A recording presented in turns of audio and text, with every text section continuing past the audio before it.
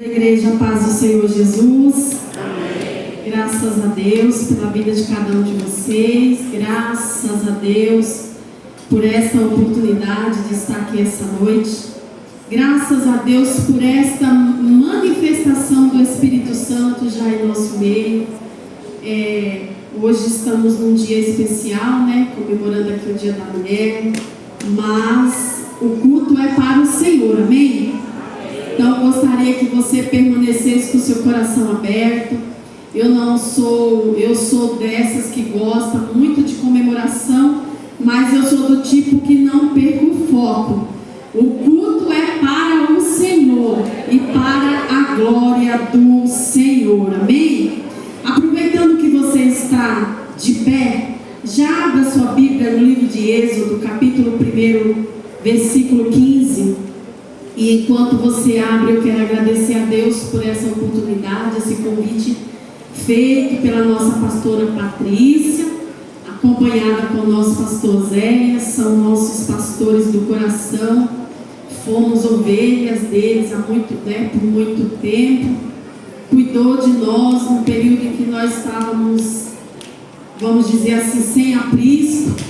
Daí eles cuidaram de nós e por isso, graças a Deus, temos uma base mais sólida, porque recebemos bom alimento, bastante cuidado, O pastor Zéias, ele tem esse jeito brincalhão dele, mas assim, ainda ontem eu estava comentando com alguém da saudade que eu tenho das muitas vezes, e não foram poucas, irmãos, das muitas vezes em que ele chegava na igreja e falava assim: todo mundo de joelho. Quem não gostava de orar, irmão, queria voltar para casa. Porque era assim, ele chamava os obreiros, pedia para os obreiros ficar de olho e pedia para a igreja inteira se colocar de joelhos. E era até Jesus mandar levantar. E todas as vezes que ele fazia isso, o manifestar de Deus no culto era diferente. Eu sinto saudade disso. E eu estava comentando isso ainda ontem. Então eu sempre tenho uma coisa deles que o Espírito Santo me traz, porque me ensina. Amém, irmãos? Graças a Deus. Todos acharam? Digam amém. Diz assim a palavra de Deus: o rei do Egito. Deixa eu só um minutinho. O rei do Egito falou às parteiras das hebreias, das quais uma se chamava Sifrá e a outra Puá: quando ajudardes as hebreias no parto e as vides sobre os assentos, se for menino, matai-o, mas se for menina, poderá viver. As parteiras, porém, temeram a Deus e não fizeram como o rei do Egito lhes havia ordenado, mas deixaram os meninos com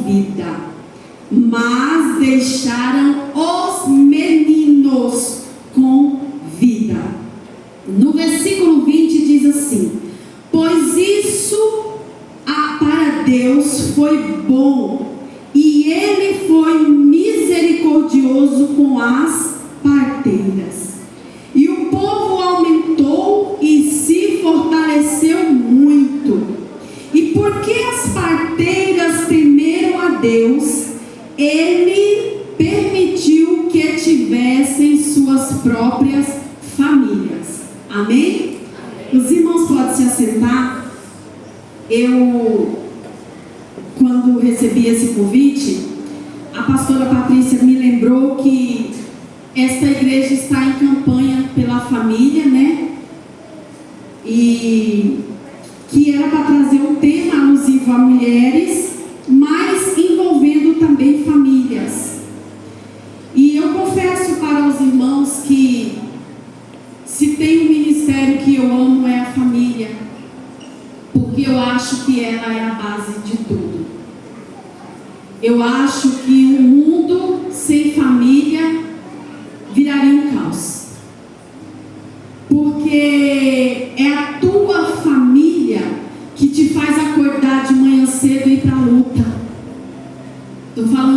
homens. E também é a tua família, mulher, que muitas vezes faz você despertar as madrugadas e pôr o joelho no chão. Então a família, ela tem uma grande contribuição em nossa vida.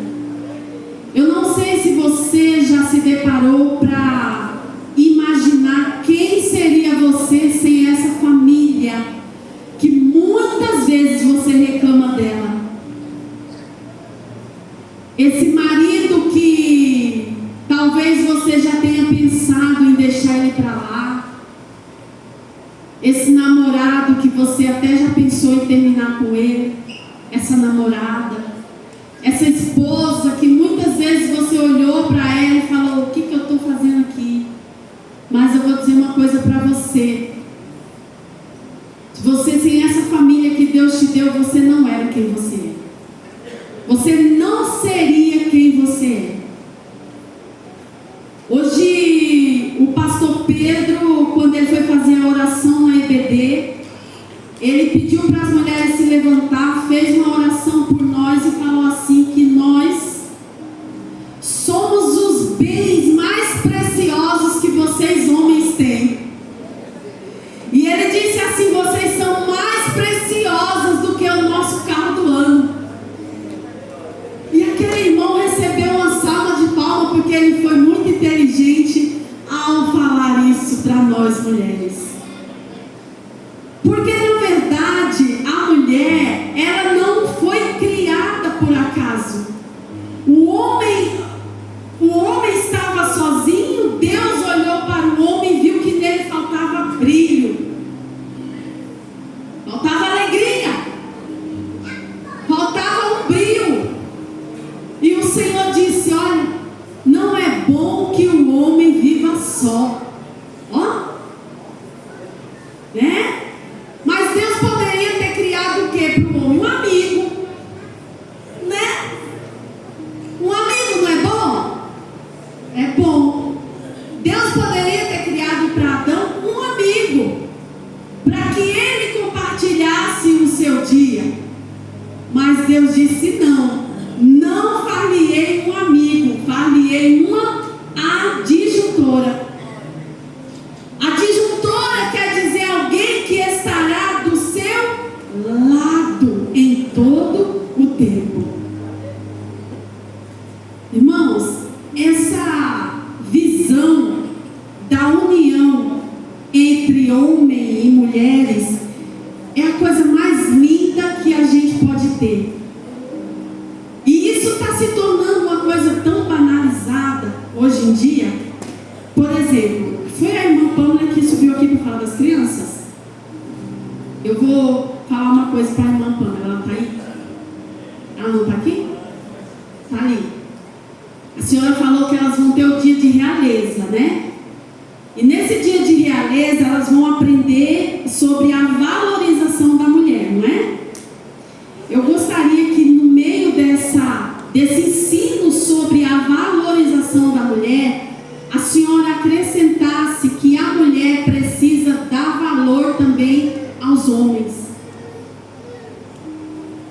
Que a mulher por si só, ela não existe sozinha. Que o homem, o sexo masculino, ele é muito importante. Sempre foi e sempre será. Porque as mulheres criaram uma ideia de um tal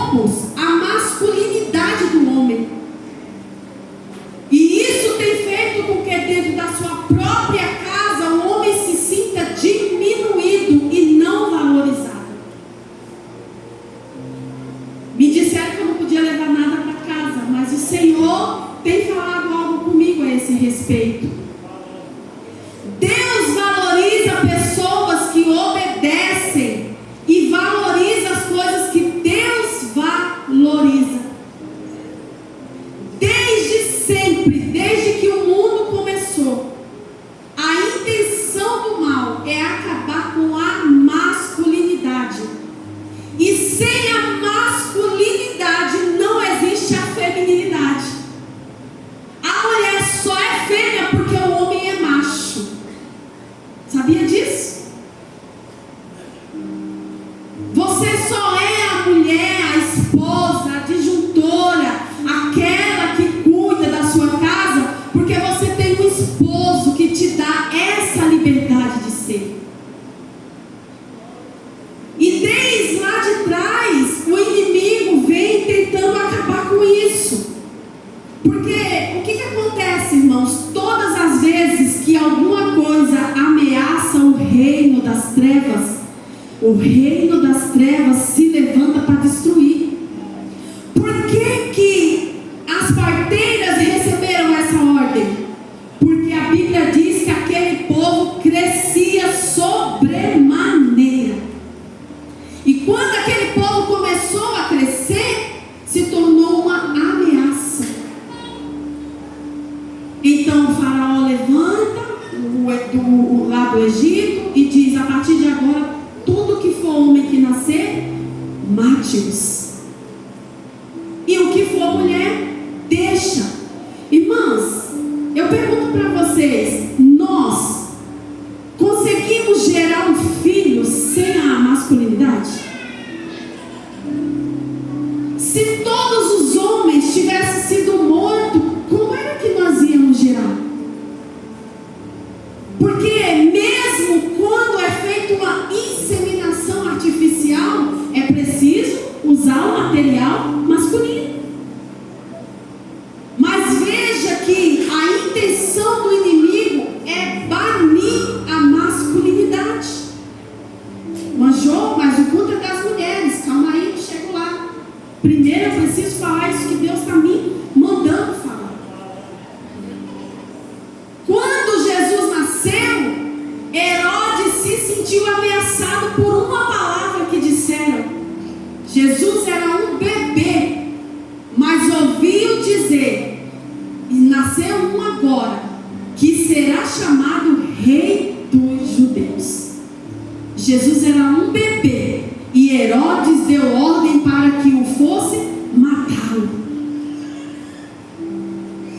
Quando Herodes viu que foi enganado, ele disse assim: eu não quero que mate só ele, mas que mate todos os meninos.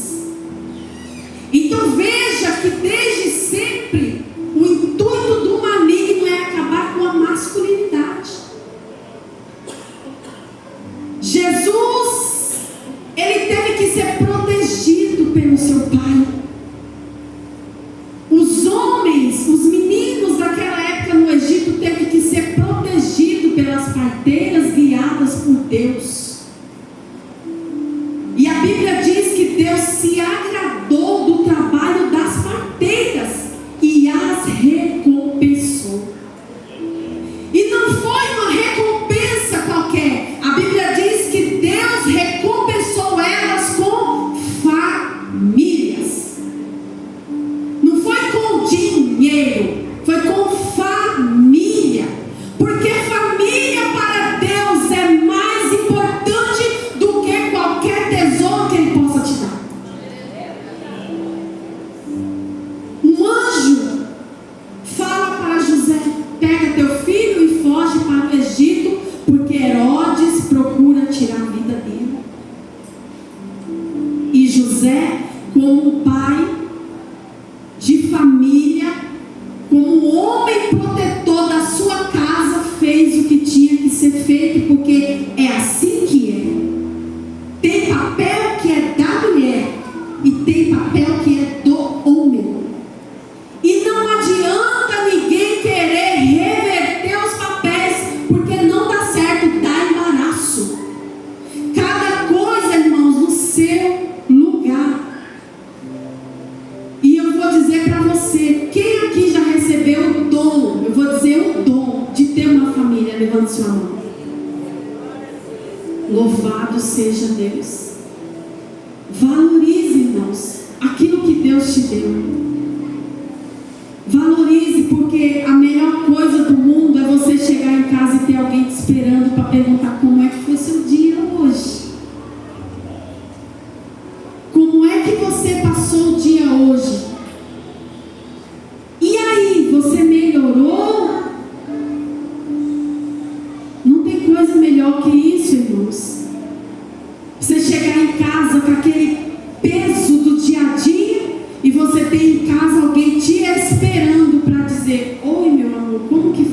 dia hoje. Isso traz refrigério para a nossa alma. Glória a Deus, aleluia. E por que eu disse assim que você que recebeu o dom maravilhoso de ter uma família, você é mais que bem-aventurado? Sabe por quê, irmãos? Porque eu tenho dito assim, quem recebeu, recebeu. Quem não recebeu, vai ficar difícil a partir de agora. Vai ficar difícil, irmãos. Porque a masculinidade está sendo desconstruída. Os homens não podem mais chegar perto de mulheres. Não pode. Não pode. Se o homem chegar perto da mulher para ajudar, é assédio moral, né, sexual e tudo mais. O inimigo está dando um jeito de cada vez mais deixar as pessoas separadas, distantes. E veja que isso tem criado uma coisa tão absurda na mente das mulheres, que hoje para elas qualquer coisa que um homem vai fazer já é um assédio. Eu não sei se sou eu que tenho visto isso por aí. Nas academias, na rua, até no trânsito. Outro dia minha amiga furou o pneu da moto. Ninguém queria parar para ajudar, com medo de ser taxado como um assediador. Até que um corajoso falou assim: você precisa de ajuda? Ela disse: preciso que alguém me ajude com a minha moto. E ele colocou a moto em cima da saveira e levou ela para casa. Mas ele falou para ela: você vai atrás junto com a moto, porque Deus me livre de colocar você na frente. As coisas estão difíceis. De uma maneira que não é mais como antes, irmão. Não é mais como antes. Hoje, se acontecer um acidente dentro da sua casa e você for chamar o seu vizinho, que talvez seja bombeiro, ele não vai querer entrar na sua casa se você estiver sozinho, com medo de ser taxado de assédio. Eu não estou dizendo que não tem sim, mas está demais essa mentalidade que estão embutindo nas pessoas. Outro dia no trânsito, uma moça estava andando com a porta do carro aberta. O moço estava com o carro de uma vidraçaria e ele acelerou para gritar para ela: sua porta está aberta, preocupada que ela caísse. Sua porta está aberta, sua porta está aberta. Ela pegou o celular e começou: tô te filmando, tá? Isso é assédio, tô te filmando, tô te filmando. E ele: não, a sua porta está aberta. Ele preocupado. Ela disse assim para ele: tô filmando o nome da sua empresa, vou mandar pro seu patrão, isso é assédio. E a amiga falava assim: amiga, escuta o que ele está falando. Por fim ela parou. Ele disse: a sua porta está aberta, você está correndo perigo de vida. Ela: tá, eu não tinha entendido. Tá difícil. Mas o inimigo está embutindo isso na cabeça das pessoas, que homem não presta para nada.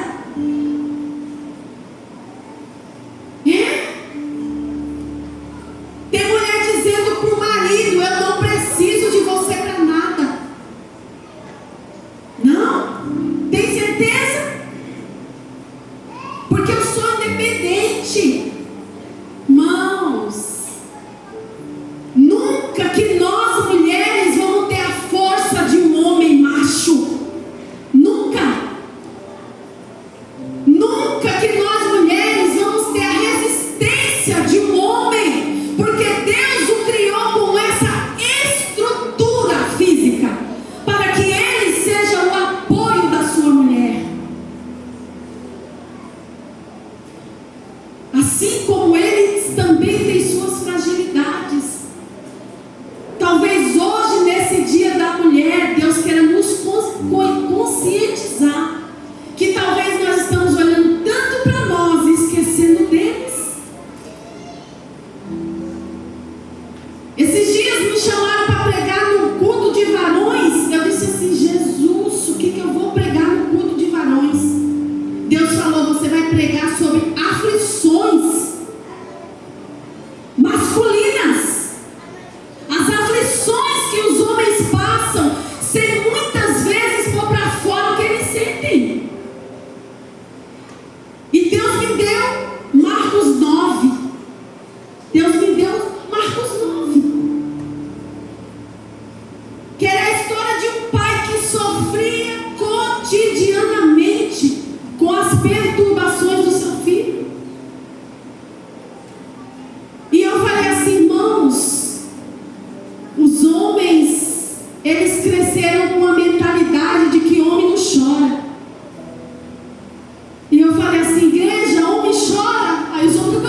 chora.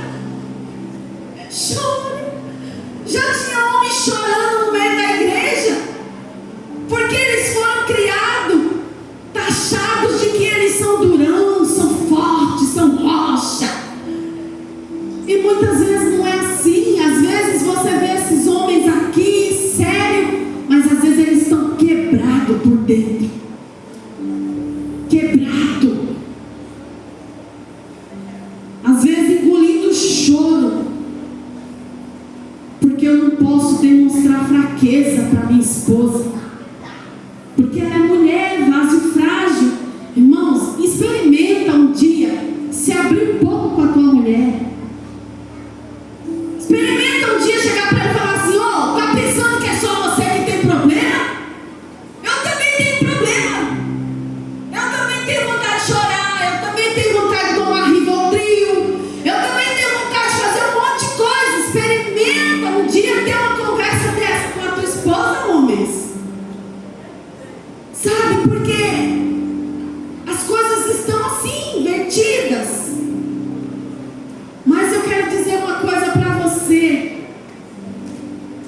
Deus, Ele ama tanto o sexo feminino quanto o masculino e lutou por todos eles.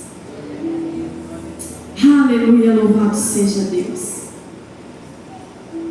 A família, irmãos, é um elo forte na terra.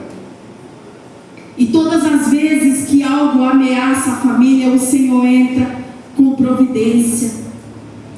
Quando eu estava preparando essa mensagem, o Senhor me deu 2 Reis, capítulo 4 também, e versículo 8, que diz assim: um dia Eliseu foi a Sunem, onde havia uma mulher rica, que insistiu para que ele comesse em sua casa, todas as vezes que ele passava por ali.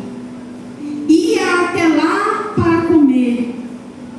Mas um dia, essa mulher, vendo ele passar, observando, disse ao seu marido: tenho observado que este homem sempre nos visita. É um santo homem de Deus. Construamos para ele um pequeno quarto no alto e coloquemos ali uma cama, uma mesa, uma cadeira e uma lâmpada para hospedá-lo. Aquela mulher olhou para aquele homem. Veja que eu estou falando da mulher e estou falando do homem. Aquela mulher olhou para aquele homem de Deus e viu que aquele homem precisava de um lugar para refrigério da sua alma. Aquela mulher chega para o seu marido e diz: o que você acha da gente dar um pouco de alívio para este homem de Deus? E esse homem de Deus passa a frequentar aquela casa e observa que aquela mulher não precisava de nada material. E ele chama ela e pergunta: do que você precisa? Ela diz: eu não preciso de nada. Se você ler na outra página, ela diz: eu não preciso de nada. Louvado seja Deus.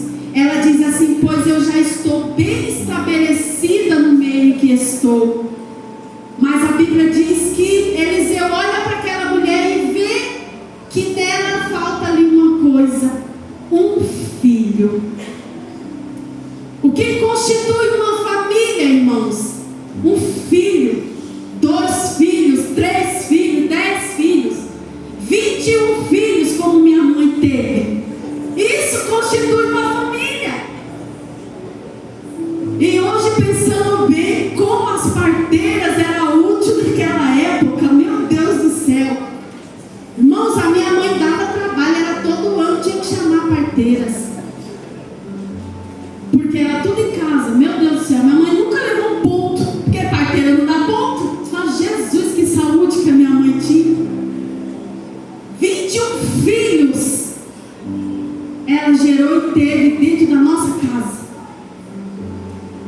Se você me perguntar como que a minha mãe escondia isso de nós, de 20 filhos, vamos supor, no último filho a gente já tinha, nós éramos em 20. E todas as vezes que a minha mãe ia dar a luz, ela mandava a gente lá fora e falava assim: tá vendo,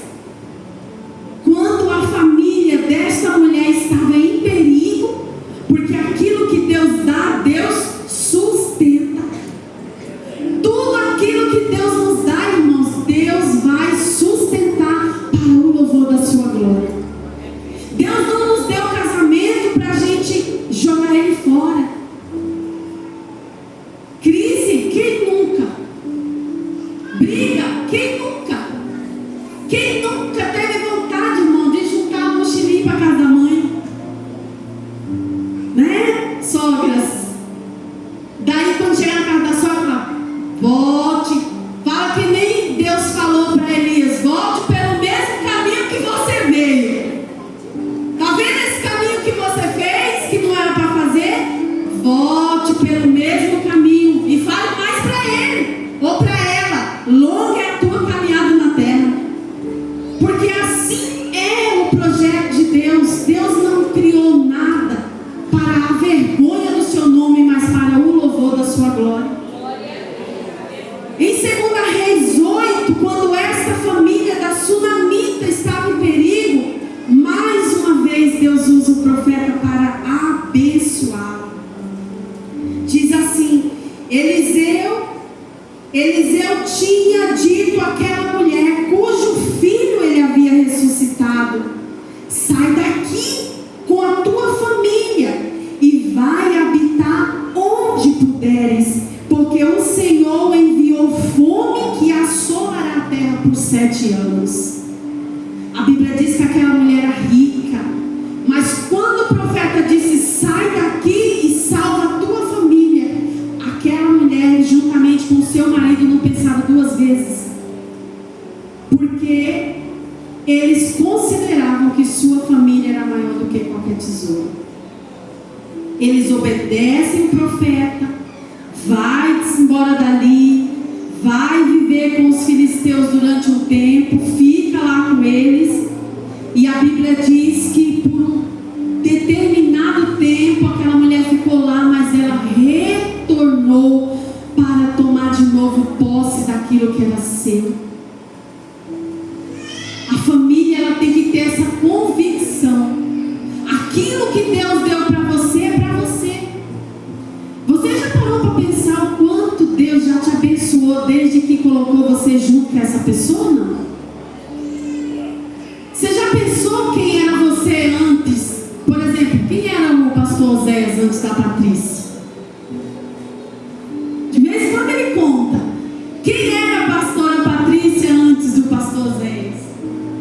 Quem era a Jo antes do Cássio? Quem era o Cássio antes da Jo?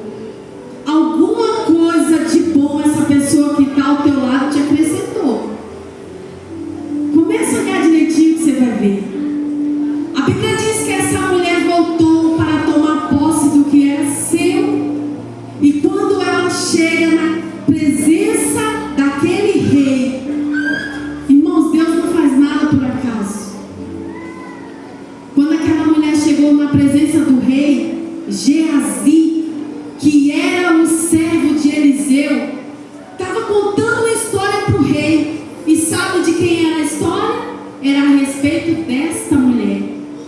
Ele estava contando para o rei tudo que Sulamita tinha feito para o seu Senhor, de como Deus tinha abençoado a vida dela através de Eliseu, e ela tinha abençoado a vida de Eliseu.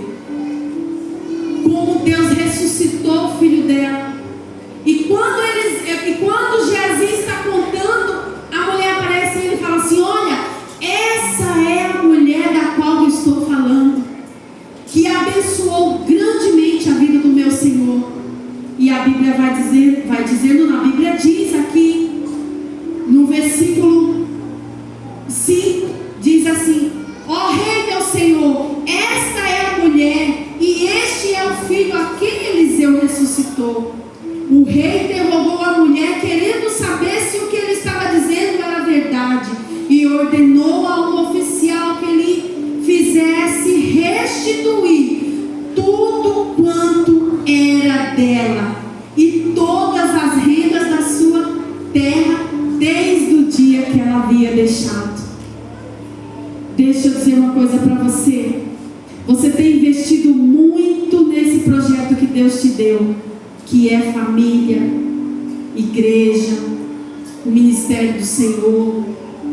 Mas eu quero te garantir essa noite que Deus tem uma recompensa para você.